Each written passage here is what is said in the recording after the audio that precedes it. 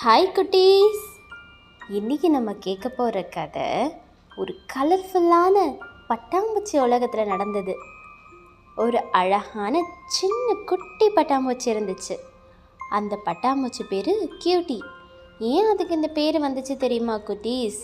அது அவ்வளோ க்யூட்டாக இருக்கும். அதனால தான் அதோட அம்மா அப்பா அதுக்கு கியூட்டின்னு பேர் வச்சாங்க. கியூட்டி அது கூட இருந்த எல்லா பட்டாம்பூச்சிகளை விட ரொம்ப அழகாக இருந்துச்சு.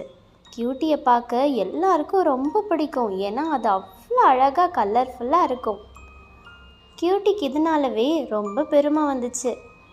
நான் தான் இங்கே இருக்க எல்லா பட்டாம்பூச்சியை விட ரொம்ப அழகு அப்படின்ற எண்ணம் கியூட்டியோட மனசில் எப்போவுமே இருந்துச்சு. அதனால் கியூட்டி நிறைய வித்தியாசமான விஷயங்களையும் செஞ்சிச்சு. ஃப்ரெண்ட்ஸை வெறுப்பேற்றுறது, அடுத்தவங்களை கிண்டல் பண்ணுறது, தன்னை பற்றி எப்போவுமே பெருமையாக பேசுகிறது, இப்படிப்பட்ட குணங்கள் கியூட்டிக்குள்ளே இருந்துச்சு. கியூட்டியை பார்க்க எல்லாருக்கும் ஒரு அழகான பட்டாம்பூச்சியாக தான் தெரியும். ஆனால் அதோட ஃப்ரெண்ட்ஸ்க்கு மட்டும்தான் கியூட்டி எவ்வளோ பெருமை பேசுன்றது தெரியும். கியூட்டி ரொம்ப அழகாக இருக்கிறத நினச்சி அவங்க ஃப்ரெண்ட்ஸ் எல்லாருக்கும் ரொம்ப சந்தோஷம் இருந்தாலும், ஒரு பக்கம் கியூட்டி ரொம்ப பெருமையாக பேசுகிறது அவங்களுக்கு சுத்தமாக பிடிக்கல. எத்தனையோ தடவை இதை கியூட்டிக்கு சொல்லி புரிய வைக்க ட்ரை பண்ணியும் யார் சொல்லியும் அதை புரிஞ்சிக்கவே இல்லை கியூட்டி. இந்த விஷயத்த அவங்க அம்மா அப்பா கிட்ட சொல்லலான்னு சொல்லிட்டு அவங்க ஃப்ரெண்ட்ஸ் நினச்சாங்க. ஒரு நாள் கியூட்டியோட அம்மா கியூட்டியோட ஃப்ரெண்ட்ஸ் எல்லாரையும் வீட்டுக்கு சாப்பிட்றதுக்காக கூப்பிட்டுருந்தாங்க. அப்போ எல்லாருக்கும் கொஞ்சம் கொஞ்சம் தேனை கொடுத்துட்டு அவங்க அம்மா ஜாலியாக பேசிகிட்டு இருந்தாங்க. எல்லாருக்கிட்டேயும் எல்லாரும் அவங்க அம்மா கிட்ட அன்பாக பேசிகிட்டு இருந்தாங்க. வீட்டில் தேன் காலி ஆகிட்டு இருக்கிறத கவனித்த கியூட்டி அப்பா கூட போய் கொஞ்சம் தேன் எடுத்துகிட்டு வந்துடலாம், நம்ம ஃப்ரெண்ட்ஸ்க்கு தேவைப்படும்னு சொல்லிட்டு அந்த நேரம் பார்த்து அவங்க அப்பாவை கூட்டிகிட்டு தேன் எடுத்துகிட்டு வர்றதுக்காக கியூட்டி கிளம்பிட்டா. இதை பார்த்து அவளோட ஃப்ரெண்ட்ஸ் அவளை பற்றி அவங்க அம்மா கிட்ட பேசலாமான்னு யோசித்தாங்க. அவங்க தயங்கிட்டு இருக்கிறத பார்த்து அவங்க அம்மா, என்னம்மா எதுவும் என்கிட்ட சொல்லணுமா அப்படின்னு கேட்டாங்க. ஆமாம் ஆண்டி, எப்படி சொல்லன்னு தெரியல ஆண்டி அப்படின்னு சொன்னாங்க. அப்போ அவங்க அம்மா சொன்னாங்க, எனக்கு தெரியும்மா, கியூட்டி ரொம்ப பெருமைப்படுறான்றது நீங்கள் எங்ககிட்ட சொல்ல தானே வந்தீங்க. ஆமாம் ஆண்டி, எங்களுக்கு என்ன செய்யறதுன்னு தெரியல, அவகிட்ட எவ்வளோ சொன்னாலும் மாற மாட்டேங்கிறா ஆண்டி அப்படின்னு சொன்னாங்க. இதை கேட்ட அவங்க அம்மா, எனக்கும் புரியுதும்மா, நானும் அவகிட்ட எத்தனையோ தடவை சொல்லிட்டேன், ஆனால் அவள் கேட்கவே மாட்டேங்கிறா, இந்த பிள்ளையை எப்படி மாற்றனே தெரிய மாட்டேங்குதும்மா அப்படின்னு சொன்னாங்க. அப்போ கியூட்டியோட ஒரு ஃப்ரெண்டு சொன்னால், ஆண்டி பெருமை ரொம்ப ஆபத்தானது ஆண்டி, அது அவளையே அழிக்க கூட வாய்ப்பு இருக்கு ஆண்டி அப்படின்னு சொன்னான். ஆமாம்மா, எப்படியாவது என் பிள்ளைய மாற்றுங்கம்மா அப்படின்னு சொல்லிட்டு அவங்க அம்மா சொன்னாங்க.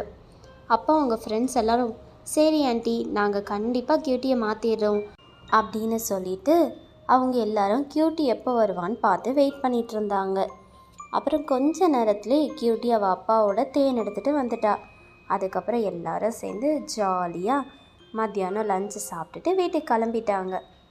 அப்புறம் அன்னைக்கு ஈவினிங் எல்லாரும் சேர்ந்து வழக்கம் போல் பார்க்கில் விளையாடுறதுக்காக ஒன்று கூடினாங்க. அவங்க எல்லாரும் ஒன்று சேர்ந்து ஜாலியாக விளையாடிட்டு இருந்தாங்க. அவங்க ஜாலியாக விளையாடிட்டு இருந்த டைம் அவங்க பின்னாடி இருந்த ஒரு பையன் நெட்டோடு அவங்கள நோக்கி வந்துட்டு இருக்கதை அவங்க கவனிக்கல. அந்த பையன் டக்குன்னு வந்து அந்த பட்டர்ஃப்ளைஸ் எல்லாத்தையும் அந்த நெட்டை வச்சு பிடிச்சிட்டான். அந்த சின்ன பையன் விளையாடுறதுக்கு ஒரு அழகான பட்டர்ஃப்ளை மட்டும் பிடிச்சிட்டு மிச்ச பட்டர்ஃப்ளைஸை விட்டுடலான்னு நினச்சான். அழகான ஒரு பட்டர்ஃப்ளையை கண்டுபிடிச்சி நெட்டுக்குள்ளே கைவிட்டு அந்த ஒரு பட்டர்ஃப்ளையை மட்டும் பிடிச்சிட்டு மற்ற பட்டர்ஃப்ளைஸை பறக்க விட்டுட்டான். அந்த ஒரு பட்டர்ஃப்ளை யாருன்னு பார்த்தா கியூட்டி. கியூட்டி தான் இருக்கிறதுலே அழகான பட்டர்ஃப்ளைன்னு அவன் கியூட்டியை கரெக்டாக பிடிச்சிட்டான். இதை பார்த்த கியூட்டி ரொம்ப அழத் தொடங்கிடுச்சு. காப்பாற்றுங்க காப்பாற்றுங்கன்னு அழுதுகிட்டே இருந்துச்சு. உதவி உதவின்னு கத்திட்டு இருந்த கியூட்டியை பார்த்து அதோட ஃப்ரெண்ட்ஸ்க்கு ரொம்ப பாவமாக இருந்துச்சு. எப்படியாவது கியூட்டியை காப்பாற்றணும்னு அவங்க முடிவு பண்ணாங்க. அந்த பையன் கியூட்டியை ரொம்ப தூரம் தூக்கிட்டு போல. அவன் பக்கத்தில் இருந்த ஒரு டேபிளில் கியூட்டியை டைட்டாக கையில் பிடிச்சிட்டு உட்காந்துட்டு இருந்தான். அந்த ஃப்ரெண்ட்ஸ் எல்லாருமே தூரமாக ஓடி போகாமல் பக்கத்துலேயே இருந்து இதை பார்த்துட்டு இருந்தாங்க. ஏதாவது ஒரு சந்தர்ப்பம் கிடைச்சா கியூட்டி அங்கேருந்து தூக்கிட்டு வந்துடலான்னு சொல்லிட்டு அவங்க யோசிச்சுட்டு இருந்தாங்க. கொஞ்ச நேரம் கழித்து அந்த பையன் கியூட்டி எடுத்து டேபிள் மேலே வைக்கிறத அதோட ஃப்ரெண்ட்ஸ் எல்லாரும் பார்த்தாங்க. அந்த பையன் ரொம்ப நேரம் கியூட்டியோட ரெக்கையை டைட்டாக பிடிச்சிட்டு இருந்ததுனால கியூட்டியால் கொஞ்ச நேரம் பறக்கவே முடியல. கியூட்டி எவ்வளவோ முயற்சி பண்ணியும் அதால் பறக்கவே முடியல. இதை பார்த்து அதோட ஃப்ரெண்ட்ஸ் வேகமாக ஓடி வந்து கியூட்டியை எல்லாரும் சேர்ந்து தூக்கிட்டு அந்த இடத்த விட்டு வேகமாக ஓடி போயிட்டாங்க. இதை கொஞ்சம் கூட எதிர்பார்க்காத அந்த பையன் ஐயோ பட்டர்ஃப்ளையை மிஸ் பண்ணிட்டோமே அப்படின்னு சொல்லி நினச்சான். ஃப்ரெண்ட்ஸ் எல்லோரும் சேர்ந்து கியூட்டியை ரொம்ப தூரம் தூக்கிட்டு போயிருந்தாங்க. அதுக்கப்புறம் அவங்க உயரமான ஒரு மரத்துக்கு மேலே இருந்த ஒரு பெரிய இலையில கியூட்டியை வச்சாங்க. கியூட்டி ரொம்ப அழுதுட்டு இருந்துச்சு, ஏன்னா அதால் பறக்க முடியல. அப்போ அதோட ஃப்ரெண்ட்ஸ் எல்லாம் சொன்னாங்க, கியூட்டி இன்னும் கொஞ்ச நேரத்தில் உன்னோட ரெக்கைகள் எல்லாம் சரியாயிடும், அதுக்கப்புறம் நீயும் எங்களை மாதிரி பறக்கலாம், அதனால் அழாமல் கொஞ்ச நேரம் வெயிட் பண்ண கியூட்டி அப்படின்னு சொல்லிட்டு சொன்னாங்க. இதை கேட்டதும் கியூட்டிக்கு அதோட ஃப்ரெண்ட்ஸோட அன்பு ரொம்ப புரிஞ்சிச்சு. ஆனாலும் கியூட்டிக்கு தன்னோட பெருமை தான் இவ்வளோ பெரிய அசம்பாவிதத்துக்கு காரணன்றது அது வரைக்குமே தெரியல. அப்போ கியூட்டியோட ஒரு ஃப்ரெண்டு சொல்ல ஆரம்பித்தது, கியூட்டி நீ எப்போவுமே எதை நினச்சி ரொம்ப பெருமைப்படுவ அப்படின்னு கேட்டுச்சு. கியூட்டி சொல்லிச்சு, என்னோடய அழகை நினச்சிதான் அப்படின்னு சொல்லிச்சு. பாத்தியா, இன்றைக்கி அதுதான் உனக்கு ஆபத்தாக மாறி இருக்கு. நீ எதை நினச்சி அதிகமாக பெருமைப்படுறியோ அதுதான் உனக்கு ஒரு நாள் ஆபத்தாக மாறிடும் கியூட்டி. அப்படி இல்லைன்னா அது உன்னை விட்டு போயிடும். சரி, நம்மெல்லாம் இப்போது அழகான பட்டர்ஃப்ளைஸாக இருக்கும். ஆனால் இதுக்கு முன்னாடி நம்ம எப்படி இருந்தால் யோசிச்சுப்பாரு. யாருமே விரும்பவே முடியாத அருவருப்பான கம்பளி பூச்சா தானே நம்ம இருந்தோம். ஆனால் இன்றைக்கி நம்ம அழகான பட்டர்ஃப்ளையாக எல்லாருக்கும் பிடிக்கிற மாதிரி இருக்கும். இதை தான் கியூட்டி நம்ம வாழ்க்கையில் என்றைக்குமே மறக்கக்கூடாது. நம்ம எங்கேருந்து வந்தோன்றதை நம்ம கடைசி வரைக்கும் ஞாபகம் வச்சுருந்தாதான் நம்மளுக்குள்ள பெருமை வரவே வராது. நாங்கள் இப்போ சொல்கிறது உனக்கு கொஞ்சம் கஷ்டமாக கூட இருக்கலாம் கியூட்டி, ஆனால் நீ இந்த சூழ்நிலையிலையாவது மாறிடு கியூட்டி, அதுதான் உனக்கு ரொம்ப நல்லது அப்படின்னு சொல்லி அந்த ஃப்ரெண்டு பேசி முடிச்சிச்சு. இதெல்லாம் கேட்டு கியூட்டிக்கு கோவம் வரவே இல்லை. அதோட தவறை அது ரொம்பவே உணர்ந்துச்சு. அதோட உடம்புல இருந்த வலியும் அதோட மனசில் இருந்த எல்லா பெருமையும் அதுக்கு ஒரே நேரத்தில் முடிவுக்கு வந்துச்சு.